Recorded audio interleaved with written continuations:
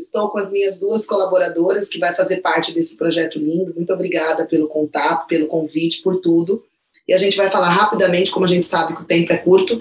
A gente montou uma apresentação, correto, William? A Janaína é fisioterapeuta, está comigo há muito tempo. A Isa também é fisioterapeuta, está comigo há muito tempo. E juntas a gente cuida da equipe toda, elaborando o que for melhor para o atendimento individualizado de cada paciente, principalmente quando a gente trabalha muito com complicação, principalmente relacionado às complicações que podem surgir. Como a gente já trabalha nesse processo de pós-operatório há muitos anos, hoje o nosso foco é evitar as complicações. Então, a gente fica à linha de frente aí, proporcionando, além de um resultado satisfatório e um resultado muito mais rápido, que a recuperação desse paciente seja muito mais rápida, a gente também trabalha com essa questão do acolhimento, que eu acho que fez toda a diferença no nosso trabalho. Eu acho que foi por isso que o Dr. Maurício também acabou nos encontrando. Então, vai ser um grande prazer a gente se juntar junto de grandes profissionais da área, que está fazendo parte desse UGRAFT, e para mim é uma honra, junto com a minha equipe. A gente pensa em trazer em levar um tipo de pós-operatório mais humanizado, um pós-operatório onde a gente pratica muito aqui e dá muito certo. Então, pode passar, William. Deixa a gente só passar. Aqui estão as meninas que trabalham comigo há muitos anos. A Janaína trabalha com pós-operatório. Ela era bem... Quando eu conheci a Janaína trabalhava numa das maiores clínicas de São Paulo. Ela trabalhava na Santé por muitos anos, né, Janaína? Trabalhei alguns anos lá. A Isa administrava uma outra clínica também, que era de estética de forma global. E quando a gente se conheceu, a gente começou juntas, praticamente, nesse mercado, na minha primeira clínica, e desde então a gente vem crescendo juntas. E é muito engraçado, porque aqui a gente tem vários profissionais que atuam na linha de frente, cuidando dos pacientes, mas sempre com a mesma comunicação, sempre com os mesmos cuidados, que é o que a gente vai dividir com vocês. Pode passar, Lívia. A gente vai falar rapidamente, eu vou falar um pouquinho, depois eu vou abrir espaço para as meninas. Acho que o que mais importa para a gente hoje no pós-operatório é a questão emocional, né? Eu acho que o paciente, quando ele faz a cirurgia plástica, é um sonho, né, para ele. E ele imagina que logo depois da cirurgia ele vai ficar muito feliz, vai ficar bem, vai ficar estável. E, na verdade, não é bem assim. Logo após a cirurgia vem aquele momento depressivo, que ele se arrepende, ele fala, por que eu fiz isso? E fica com medo. As pacientes até que têm filhos ficam com medo, meu Deus, por que eu fiz isso? Os meus filhos. Então, vem uma carga emocional muito grande. E o pós-operatório, acho que esse contato nosso com as pacientes é de extrema importância, porque assim a gente consegue passar uma calma para elas, tranquilizar elas, explicando que tudo que está acontecendo ali com elas é normal e que isso vai passar. Então, é um contato que a gente, como a Dani sempre fala, nós somos os olhos dos médicos, né? Então, a gente está ali todos os dias com elas, tendo esse olhar, vendo se está tudo bem e acalmando e tranquilizando elas também. Exatamente. Quando eu conheci as meninas, até eu atuava com pós-operatório muito engessado, né, Janaína? É o que a gente vai abordar aqui, que vem dando muito certo. Esse pós-operatório engessado era muito tirar cinta, manipular ou drenar e fechar cinta, ponto. Era um protocolo, né, pronto. Pronto, um passo a passo, não era um atendimento individualizado, onde a gente tentava entender qual era a expectativa desse cliente, então a gente trabalha em cima de expectativa também. Pode passar, William? Então, quando a gente fala de pós-operatório, a gente precisa entender quais são esses aspectos fisiológicos relacionados à resposta do que a gente vai fazer. Porque a gente já sabe que vocês, cirurgiões, já faz todo o trabalho, faz a diminuição de volume, a definição, mas e aí, se não tem um pós-operatório adequado? E entender a fisiologia, a cicatrização, e o que está acontecendo com esse paciente, em fase que ele se encontra, esse aspecto emocional está influenciando o quê? Então, na questão do pós, além da diminuição do edema, o conforto, a gente tem respostas fisiológicas muito bem-vindas quando é efetuado de uma forma muito correta e respeitando a individualidade de cada um nesse processo. William? Avaliação do paciente, né, Janaína? Eu acho que é o que mais a gente preza aqui, antes de atendimento. É primordial, né? É primordial. A comunicação, quando eu falo, é a avaliação. A comunicação, a avaliação na forma como olha, quando se depara com alguma complicação, a forma, o tom de voz, avaliação de toque, avaliação de sinais vitais, toda essa avaliação clínica é importantíssimo, porque a gente não tem como ter só manipulação, né, Jana? Não. Às vezes muito mais coisas, né?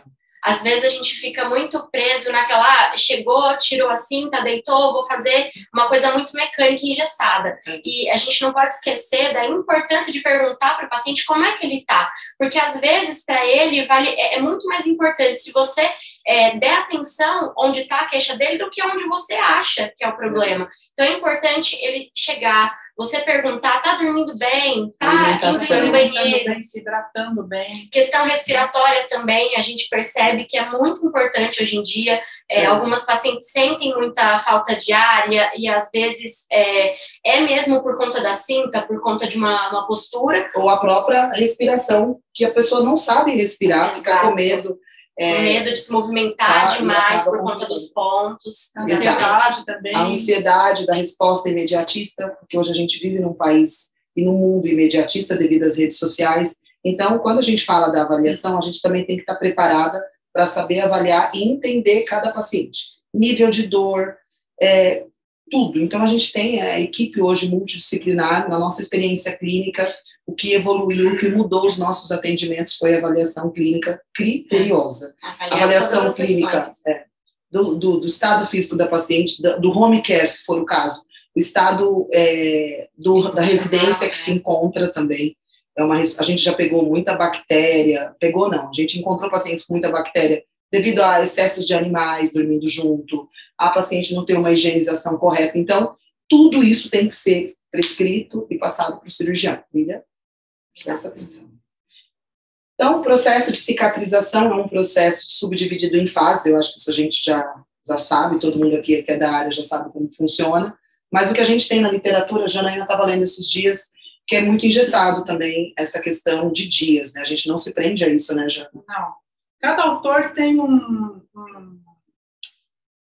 tempo, né? tempo para falar sobre cicatrização, enfim, então a gente não pode se prender a isso. A gente visa muito aqui a nossa vivência clínica mesmo. Exato. Porque os autores falam que a cicatrização começa a partir de tal dia, só que todos os estudos que nós temos comprovados cientificamente não tinha nenhuma utilização de tecnologia. E hoje todas essas tecnologias utilizadas para retração de pele promovem um processo inflamatório muito maior, e esse processo inflamatório, essas fases precisam ser muito observadas e tentar, de alguma forma, a doutora Cíntia está aqui, ter essa parceria com um nutrólogo ou um próprio cirurgião ou alguém que entenda do assunto, porque essa fase, ela passa de uma fase para outra que é muito dinâmico, muito legal quando o paciente tem essa suplementação. E cada paciente é único, né? Por mais que a gente tenha uma média, né, de cada fase inflamatória, proliferativa, remodelação, a gente sabe uma média, mas é importante avaliar porque a gente precisa entender em que fase o paciente está para dar uma conduta, né, para fazer o procedimento certo naquele dia, né, então é o toque, é conversar com o paciente, então esse processo de cicatrização, ele não segue uma regra na prática clínica, né, é mais uma avaliação mesmo e é único do paciente, do tipo de cirurgia e da tecnologia que foi utilizada. A gente vai mostrar alguns resultados para vocês que nós chegamos a ter pacientes com processo de cicatrização desorganizado a partir do 3º dia. Isso não tem na literatura. Então, é muito importante a gente falar sobre isso, dessa avaliação da cicatrização, porque por mais que a gente tenha os parâmetros de estudo que a gente tem que seguir, só serve para nos nortear, a gente tem que não se prender a isso e sim avaliar o paciente. Essa questão de acolhimento, eu acho que, para mim, é primordial. Não adianta você ter uma boa terapia manual, uma boa drenagem, um bom olhar clínico, se você não tem esse olhar humano de você acolher, a gente aqui dá banho, a gente limpa o rosto, a gente, se precisar ajudar a escovar os dentes, a gente aqui coloca o paciente no colo. Eu acho que, dessa forma, tem que seguir o pós-operatório. É uma das questões que, quando eu passei, que eu fiz uma cirurgia muitos anos atrás, eu senti muita falta disso. E a gente acaba acolhendo o paciente, e esse paciente acaba confiando, entregando tudo que ele tem nesse momento, que é uma fase difícil para a gente, eles acabam se abrindo, a gente acaba entrando mais na intimidade, isso ajuda muito na comunicação da resposta. Eu acho que a maior parte dos pacientes que elogiam o nosso atendimento não é por conta da técnica tal, do aparelho tal, Sim. da tecnologia que a gente usou, mas é do cuidado. É. Ela sempre fala, ai, ela conversou comigo, eu tava tão bem, eu tava nervosa, ela conversou comigo, eu fiquei calma. Nossa, ela me ajudou nisso. Então, é mais essa questão do cuidado com a paciente. Você tá bem? Tá tudo bem? Você tá se sentindo bem? Você tá confortável aqui? Então, os elogios são muito mais dessa parte de você se colocar no lugar da paciente, de ter uma empatia, do que a das tecnologias, da forma que você está fazendo. Então, eu acho que é muito importante essa comunicação e esse cuidado. Você sempre cuidar de um paciente como se ele fosse, como você gostaria de ser tratado, como se fosse algum familiar, alguém querido da sua família, né, seu. E a questão do atendimento inicial, sempre separar pelo menos 2 horas. A gente não consegue atender esse paciente em 1 hora. A gente sempre se preocupa como esse paciente vai apresentar diante dessa primeira semana, tá? William? E a questão dos drenos é muito importante a gente colocar aqui em pauta, porque os drenos podem ser o pior inimigo desse paciente, e aí hoje é o que mais a gente tem reclamação, elas querem que tire, elas cortam o dreno, só que o dreno, ele acaba sendo um sinalizador para nós de pós-operatório, porque através dele a gente consegue observar se essa paciente está deambulando, se esse exudato, esse seroma está diminuindo, se ele não está diminuindo, tem alguma coisa que a gente precisa observar, o líquido do dreno. Então, para a gente é muito importante quando o médico opta a colocação do dreno, porque através dele a gente sabe que é chato, mas a gente também vai acompanhando esse processo de cicatrização do paciente. Correto, meninas? E o profissional também precisa saber manusear, orientar também o paciente sobre a higiene, a limpeza, e também entender sobre o funcionamento do dreno para poder, quando for atender o paciente, observar se está normal, se não está, para também ter uma comunicação com o médico. O nosso atendimento começa sempre em home care, e a gente sempre orienta o acompanhante, né, do paciente em relação, porque o acompanhante faz parte desse sonho também, nosso trabalho também é a orientação do acompanhante sobre banho, sobre malha cirúrgica, sobre dreno, sobre tudo. Exatamente. Pós-operatório da segunda semana já é onde a gente pega o paciente mais feliz, mais confiante, ou não, né? E essa segunda semana é onde o paciente já começa a mudar de fase, aonde ele já começa a apresentar algum tipo de complicação, é onde a gente já tem que, talvez, tirar a mão, drenar menos e manipular mais, a gente começa a ter já um novo tecido, né, se formando, e aí a gente tem as associações, que ajuda bastante, é uma das fases que a gente precisa prestar muita atenção, porque através dessa segunda semana, se a gente piscar os olhos, a gente perde ali o resultado na questão da cicatrização desorganizada, de um seroma que a gente não observou, então envolve muitas questões também. Nosso pós-operatório da segunda semana não é igual ao da primeira semana, né? A gente também trabalha, as meninas já introduz os exercícios precoces, na segunda semana acaba introduzindo com mais frequência, né, Jana? Isso mesmo. A gente faz um pouquinho, orienta alongamento básico, dependendo do tipo de cirurgia. Então, se fez mastopexia, por exemplo, nada de alongamentos, né, com o membro superior elevado, enfim, a gente vai analisando cada cirurgia e vai passando o exercício de acordo com o que o paciente apresenta para a gente também, né? E a gente utiliza algumas tecnologias também que ajudam bastante nessa segunda semana. A importância das associações que a gente tem hoje de recursos, né? Além das canaletas, a malha cirúrgica, as placas, é muito importante a utilização, mas também, se tiver utilização inadequada, traz muito malefícios, principalmente a placa, principalmente a cinta também, né?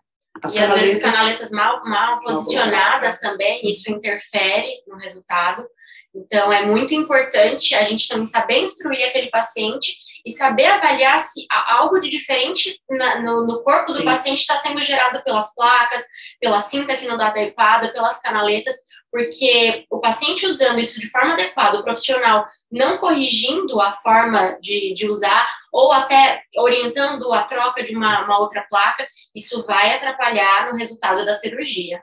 Hoje a gente tem um cinturão, que a gente não colocou aqui, também está vindo assim, tinha um desenganado de cirurgião do cinturão, voltou novamente, que é muito legal, porque às vezes as placas, elas não alcançam alguma região, ou a gente pega um perfil de um homem, por exemplo, muito alto, a própria placa não alcança, acaba gerando essas irregularidades na cicatrização, o tecido não consegue se acomodar. Então, o cinturão também, ele é muito bem-vindo para pacientes que a placa não se encaixa, e é muito importante o uso da canaleta em cirurgias de alta definição. Ela diminui o espaço morto, evita o crescimento do tecido desorganizado, porém, existe um problema também com a canaleta. Se for uma lipo secundária, tem um retalho muito fino, devido à compressão, a gente já pegou muitos casos aqui, mas não foram poucos, a necrose, por conta da compressão dentro do bloco cirúrgico. Então, o que eu sempre falo, até dentro da cirurgia, esse tecido precisa ser avaliado, porque às vezes o próprio cirurgião, na pele está íntegra, mas daqui de algumas horas sofre. Então, hoje eu gosto de utilizar a canaleta, mas a gente sempre utiliza antes da alta do paciente. A gente não tem mais o hábito de colocar a canaleta no bloco, não tem problema nenhum quem coloca, mas eu prefiro trabalhar com uma margem de segurança muito melhor devido aos grandes problemas que a gente pegou aqui de profissionais que utilizaram Vaser, que a paciente fez hiperbárica, mas, enfim, no local o retalho ficou muito fino e teve esse sofrimento. Pode passar. Complicações, né? A gente aqui PhD em complicação, a gente recebe todos os tipos de cirurgias do Brasil inteiro e todos os tipos de complicações. Então, desde face a tudo que vocês podem imaginar. Então, hoje a gente tem um trabalho muito legal em relação a esses tratamentos, que eu acho que hoje, para qualquer cirurgião, é algo que é preocupante, né? Ninguém quer ter, mas infelizmente eu falo que quem não tem problema é quem não trabalha. Pode acontecer, um dia pode, a gente está preparada para lidar com isso. Porque quando tem o cirurgião, o paciente e o profissional, de uma forma que a gente acolhe esse paciente nesse processo, pode ter certeza que as complicações, elas passam de uma forma mais leve. Então, a comunicação dessa equipe é muito importante. Não ter uma profissional de pós-operatório sem comunicação com o cirurgião. Pode passar, a gente vai mostrar aqui algumas dessas complicações, as meninas aqui estão tratando. Essa paciente fez uma lipo de papada e também foi colocado na cirurgia bioestimulador de colágeno. Isso. Ela teve muito seroma. Ela estava fazendo em outro local, ela chegou aqui pra gente com quase um mês. É vídeo? Não. E ela estava com muita fibrose e seroma. Então, ao redor do seroma tinha muita fibrose, um caso muito complicado. E aí, depois que saiu o seroma, depois dela ter feito punção com a médica, acabou vindo uma fibrose muito intensa. A punção e repetição é um problema, porque quando a gente percebe que tem ali 3 punções, a fibrose vai vir completamente devido ao processo inflamatório. Então, o processo é evitar, né, com compressão, se os doutores indicar alguma medicação, ajuda bastante também nesse processo. Exato. Essa outra paciente, infelizmente, fez uma cirurgia, foi fazer uma correção, e ela já chegou para a gente completamente abalada, ela continua abalada, e é um processo lento. Nós temos resultados aqui de pacientes que ninguém queria pegar, e a gente acabou acolhendo, porque a nossa função aqui é o acolhimento, e pacientes que passaram por 20 profissionais e vários outros cirurgiões, e ninguém queria operar essa paciente, fazer um reop, a gente conseguiu. A gente conseguiu não porque a gente só trabalhou com a questão prática, mas com essa questão do amor mesmo, e vocês vão ver alguns resultados que são bem surpreendentes, quando a gente passa essa confiança psicológica, parece que passa tudo bem. O seroma, acho que essa apresentação era um vídeo, você clicando não vai, William? O seroma é uma complicação muito comum, que acontece bastante, a gente tem que identificar logo no início, dependendo da quantidade de seroma e do tamanho desse local, o médico faz punção, ou a gente acaba trabalhando com taping aqui, com a compressão, mas é algo que a gente tem que também ter bastante cuidado, porque se encapsular acaba comprometendo o resultado da cirurgia. Saber identificar, né? Saber identificar para orientar, para avisar o médico, orientar o próprio paciente, se for o caso. Então, é muito importante. O seroma ele pode virar uma complicação se ele não ser tratado, e é exatamente o que aconteceu com essa paciente. A gente pediu um exame de imagem, de ultrassom, tem essa cápsula, a paciente vai ter que ser reabordada para um bloco cirúrgico, mas talvez se tivessem tomado cuidado no início, isso não teria acontecido. Então, sempre eu bato na tecla, é a prevenção da complicação. Exatamente. William? Já passei? Já. A epidermólise, né, é uma complicação que vem aparecendo bastante, a gente não sabe se é por conta do Covid, mas está acontecendo muito, muito, muito, então a compressão da cinta também dentro do bloco cirúrgico é muito importante falar sobre isso. Então, alguns médicos que eu já trabalho, a gente pede para o paciente vir sem a malha cirúrgica, só colocada, sem o fechamento, sem a compressão, para a gente avaliar essa pele antes da alta do paciente, às 24 horas da cirurgia, a gente fechar a cinta. Então, a gente trata com microcorrente, infravermelho, hiperbárica, e a gente tem evolução gigantesca quando a gente começou a implantar o DMSO, que é um creme que ainda ele não é liberado no Brasil, mas ele tem uma vasodilatação muito boa e melhora bastante a pele. Sofrimento de pele, né, com necrose, é algo que acho que ninguém quer passar por isso. A gente fica bem abalados também, mas a gente não passa isso para o paciente. A gente tem pego bastante também, né, meninas? Sim, bastante. Bastante. Essa paciente fumou 20 cigarros antes da cirurgia. As enfermeiras do hospital conseguiu pegar no lixo. E essa coisa do sofrimento de pele é hiperbárica, não tem o que fazer. A suplementação, que eu acho muito importante, depois eu quero que a doutora Cíntia fala sobre isso, que a gente percebe que quando a gente está tratando um sofrimento, ou uma necrose, ou uma deiscência, a paciente, quando ela muda a alimentação dela, evolui muito melhor, né? Porque todos os alimentos inflamatórios, isso influencia diretamente na pele também. Pode passar, William. A necrose é algo que a gente vem falando, a gente não quer que evolua para uma necrose mais profunda. Então, pode acontecer, então a equipe tem que estar preparada para isso, de conversar com o paciente, explicar a situação e o paciente ser assistido de uma forma muito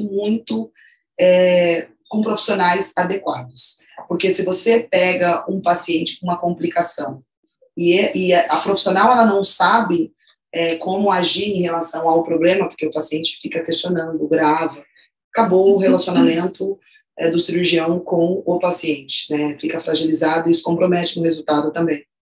Então, quando a gente percebe, o paciente ele é muito carente do cirurgião, eu gosto de falar isso, e a gente conseguiu criar essa rede, né, meninas, de apoio ao cirurgião, porque para mim, quanto mais vocês operarem, para mim, eu vou trabalhar, então eu preciso que vocês operem muito. Então, eu sempre falo para os meus pacientes, olha, todas as fotos, toda a sua evolução, o seu cirurgião está vendo todos os dias, porque a gente sabe que vocês não têm esse acesso todos os dias ao paciente, porque não dá, mas quando a gente fala isso, fica super bem. Então, é uma dica para a equipe também, vocês terem essa comunicação com o paciente, que o cirurgião da paciente está assistindo. A deiscência, a gente trata muito com microcorrente, né? A gente tem uma enfermeira que faz essa limpeza direto, que ajuda bastante na cicatrização. A gente usa bastante LED, laser. De baixa potência, fotobiomodulação. Então, tudo que tem de estímulo de energia e que acelera o processo de cicatrização, a gente também trabalha, né? A flacidez é uma complicação para mim, porque a gente tem muita reclamação. As pacientes compram os equipamentos dentro do bloco cirúrgico, todos esses equipamentos que tem de retração de pele, e elas acham, a expectativa do cliente acha que vai ser 100%, vai devolver o abdômen que ela tinha há 20 anos atrás. E também o pós-operatório pode comprometer, com cisalhamento excessivo na primeira semana ou na segunda, se a profissional não saber conduzir esse tecido, e se ela já fez, contratou, né, os equipamentos para ter mais retração de pele, que a própria cirurgia já retrai, se não saber conduzir, vai dar esse tipo de problema aí. Essa paciente veio de um pós-operatório muito inflamado, com muito excesso, também não é bom. Quanto mais, pior é, principalmente quem tem flacidez. Então, tem que tomar muito cuidado, cada paciente, na pré-cirurgia, já saber esse tipo de paciente que tem que chegar para a gente já conduzir um pós-operatório onde esse tecido cicatriz se acomode de uma forma bem melhor. Inflamação, a gente tem pego bastante também, né? Bastante inflamação pós-lipoenxertia. A gente trabalha quando o paciente tem um local muito quente, com frio, né? A gente faz as bolsas de água gelada, infravermelho e microcorrente, é o que a gente tem para conduzir esse processo inflamatório, mas acontece bastante, e depois gera uma hiperpigmentação inflamatória gigantesca, onde a gente tem que trabalhar nesse processo também. O hematoma, né, se não for muito bem conduzido, ele hiperpigmenta devido à hemosiderina, então pode se tornar uma complicação, então tem que tomar cuidado e evoluir, né, fazer essa evolução desse hematoma de uma forma onde esse tecido vai se despigmentando muito mais rápido. Também utilizar recursos. Para melhorar. O taping é um recurso muito bom para as ecmoses, né, prematol é muito bom. O LED âmbar é ótimo para as equimoses, para ajudar a clarear. Então, a gente tem recursos muito bons. E se esse hematoma ficar endurecido, o calor também é muito bem-vindo. É o que eu sempre falo, a gente está mostrando aqui as complicações, não é só uma fibrose, não é só um seroma. Existem várias situações que podem se transformar numa complicação, comprometendo o resultado estético da cirurgia. Pode passar, William, o horário eu estou aqui, ó. A hiperpigmentação é um problema sério hoje, apesar que agora com o uso do taping veio amenizando bastante, mas tem que tomar cuidado, principalmente com essas tecnologias Morpheus, que trabalha com calor, uma energia muito forte, tem hiperpigmentado bastante o paciente. Alguns cirurgiões que eu trabalho já vai passando despigmentante, porque precisa ter uma avaliação até para ter a utilização do equipamento. Se é uma paciente que ela apresenta muito melasma, ela tem uma pele mais escura, né? A tendência a hiperpigmentar, vai comprometer sim o resultado da cirurgia. Então, até isso a gente vai avaliando o taping. Vou deixar as meninas falarem um pouco. Bom, a gente gosta muito do taping, porém, é aquela coisa, né? A gente precisa avaliar o paciente. Então, não, às vezes a gente entra em fase de que todo mundo, não, vamos colocar taping, e não é assim. Porque tem pacientes que não têm necessidade de pôr taping. E aí o paciente, ele acha que o taping, o resultado dele vai depender do taping. Então, não, eu quero pôr tape, não quero ficar sem tape. Então, o taping ele é muito bem-vindo, porém, a gente precisa saber quando usar, quando não usar, dar um tempo para o corpo também e explicar para o paciente que o resultado vai vir, independente ou não do tape. E o profissional precisa também entender muito bem sobre como ele funciona, a forma de aplicação, porque a gente também pode atrapalhar o resultado, manchar uma pele, machucar o paciente se for usado de forma incorreta, né? O problema é que o tape, às vezes, maquia alguns problemas. Então, o tecido está cedendo e o tape está lá, você não visualiza, porque põe tape, tira tape. E hoje existem vários recursos. A pele precisa ser hidratada, a pele precisa ser cuidada. Quando se tem uma complicação de fibrose, precisa ter um movimento do tecido. Às vezes, o tape compromete o quê? Ele diminui a tensão do tecido, então a paciente não se movimenta. Então, não é o tape para todo mundo, ele é muito bem-vindo, mas também essa aplicação precisa ser analisada. Porque tem paciente que deposita todo o seu sonho, todo o seu resultado no tape. Que virou uma moda agora. Que virou moda, exatamente. Todo mundo põe, todo mundo quer, todo mundo vem, tudo que é cirurgia, mas não é bem assim, por tudo isso que a Isa está falando, né? E outra, elas compram em casa, vê a gente aplicando, filma e recoloca errado. Então, isso está virando um problema para a gente também. Isso tem que ser muito bem avaliado e conversado com o paciente. Pode passar, Lula? Bloco cirúrgico, a gente já atua dentro do bloco cirúrgico com a colocação do tape ou com o DMSO. É muito legal esse contato que a gente já tem dentro do bloco com os cirurgiões da paciente, que eu gosto de fazer o bloco assistindo um pouco a cirurgia, vendo as regiões que o cirurgião afina mais, onde a gente vai tomar mais cuidado, ou, enfim, eu falo para os profissionais, não é só ir lá e colocar tape, é interessante também a questão do tempo, de assistir um pouco e perguntar para o cirurgião o que foi feito, aonde ele encontrou mais fibrose, ou se não encontrou, enfim, para a gente trabalhar de forma na região individualizada também. Porque às vezes a paciente tem uma fibrose na região inferior e na região superior tem flacidez. Até dentro de um único abdômen, a gente tem que atuar de formas diferentes. O atendimento hospitalar, é muito importante esse atendimento, antes da alta do paciente. É nesse atendimento que a gente vai ter essa avaliação clínica da pele, do tape se está dando algum problema, da paciente, como ela está, em questão do HB, que às vezes a paciente fica muito fraca. Então, é tudo. Então, o atendimento hospitalar, hoje, para mim, é indispensável, porque através deles a gente conseguiu identificar muitos problemas e já, no início, a gente evitar muitas intercorrências devido a esse atendimento antes da alta do paciente. Câmara hiperbárica, a gente está montando uma clínica aqui, daqui 2 meses em São Paulo fica pronta, uma clínica limpa, que só vai ter para cirurgia plástica e alta performance treino, atletas. Vai ser uma clínica que o paciente não vai sentir no hospital, que não vai ter nenhum colaborador falando que horror a sua barriga, enfim, que é o que acontece muito. E o cliente ele se sente muito fragilizado, porque ele dá Google, ele acha que a hiperbárica só trata quem tem necrose, e a gente está fazendo esse processo de acolhimento de forma global. Vai ter também uma enfermeira responsável, vai ter um médico RT, é isso que a gente vem trazendo para a cirurgia plástica, William. Os nossos resultados, pode passar. Essa paciente foi tratado só com terapia manual, era uma paciente que não respondia bem à eletroterapia, então essa evolução dela de melhora da fibrose foi somente com terapia manual.